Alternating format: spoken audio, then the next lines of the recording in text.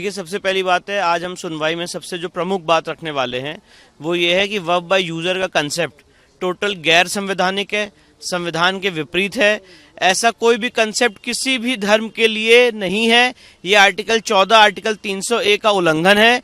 और जो पार्लियामेंट ने सबसे लीस्ट काम किया है वो ये है सेक्शन 3 सब क्लॉज ई लाके वक्फ बाय यूजर अगर वो रजिस्टर्ड है और उस पर अगर डिस्प्यूट है तो वो वहां पे वक्फ बाय यूजर का उसको प्रोटेक्शन नहीं मिलेगा। ये इस प्रेजेंट अमेंडमेंट एक्ट में आया है।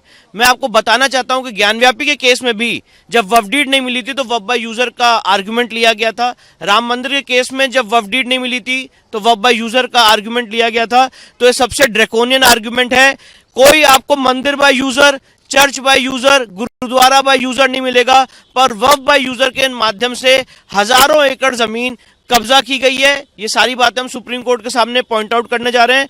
दूसरा सबसे महत्वपूर्ण बात यह है, अभी आपको याद होगा कि यहां दिल्ली में एक शिव मंदिर को तोड़ दिया गया जो जमुना जी के ऊपर बना हुआ था, और यह कहा गया कोर्ट द्वारा कि भगवान शिव को हमारे प्रोटेक्शन की जरूरत नहीं है। तो उसी तरह से अल्लाह को भी किसी के प्रोटेक्शन की जरूरत नहीं है। जो कानून है वो अपना काम करेगा।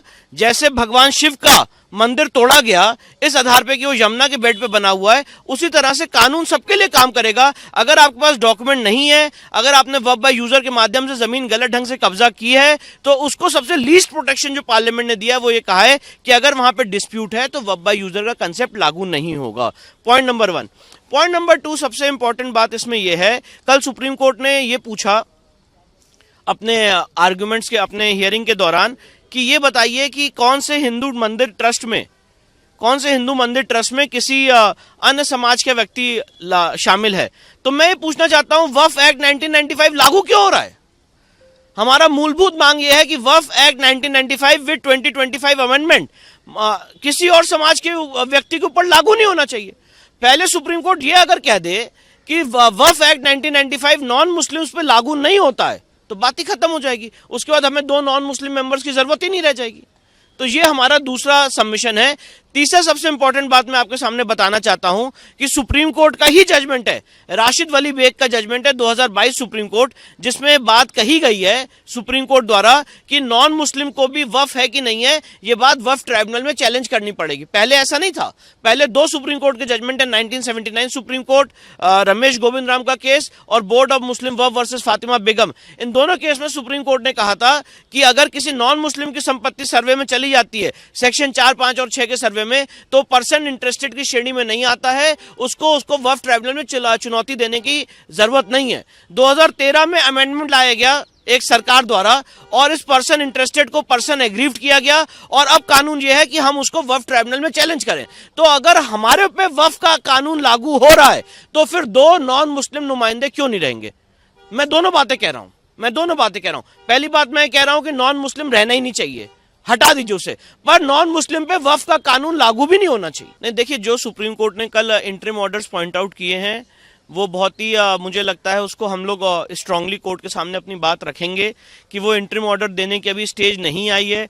एक पिटीशन हमारी तरफ से 2 याचिकाएं दायर की गई हैं जिसमें हमने कहा है कि 1995 का एक्ट ही गलत है, वो पूरा एक्ट गलत खत्म किया जाए। शामलत दा गलत है, उसको स्टे करिए। सेक्शन 40 को स्टे करिए। जितनी सरकारी संपत्ति चली गई है फिर उसको वापस लाइए। जो वक्फ बाय यूजर से संपत्ति गलत दर्ज हो गई है उसको वापस लाइए, फिर उसका भी स्टे होना चाहिए। वक्फ बाय यूजर के कंसेप्ट का भी स्टे होना चाहिए। तो ये भी हमारी मांग है जो हम कोर्ट के सामने रखेंगे। नहीं, बिल्कुल, देखिए, सबसे पहला हमारा ये कहना है कि पहले आर्टिकल 32 का एक विस्तृत परिभाषा होनी चाहिए। आप ऐसा कैसे होता है कि एक पक्ष आता है सुप्रीम कोर्ट और आर्टिकल 32 में सुनवाई हो जाती है? कितने मैं आपको उदाहरण दूं जहां पे आर्टिकल 32 में, अभी आपको मैं बताता हूं, 12-13 साल से 4 राज्यों की एंडोमेंट एक्ट की पिटीशन चैलेंज थी, जहां पे 4 अलग अलग राज्यों में हिंदू मंदिरों पे कब्जा किया गया था। उन चारों राज्यों की पिटीशन 13 साल से सुप्रीम कोर्ट में पेंडिंग थी आर्टिकल 32 में। अभी सुप्रीम कोर्ट ने रिसेंटली कह दिया कि आप हाईकोर्ट जाके लड़ाई लड़िए। जब वक्फ का चैलेंज हमने किया था 2018 और 2020 में, तो बोला गया कि आप इसको हाईकोर्ट में चैलेंज करिए। आज 120 याचिकाएं हाईकोर्ट में पेंडिंग है। तो मेरा सबसे पहला ऑब्जेक्शन यह है कि सुप्रीम कोर्ट इस मामले की डायरेक्ट सुनवाई कर ही नहीं सकता है और कोई इंटरिम ऑर्डर नहीं कर सकता है। इसके लिए सबसे पहले पार्टीज को हाईकोर्ट जाना चाहिए, एक कॉमन हाईकोर्ट भेजना चाहिए जहां पे इसकी सुनवाई हो।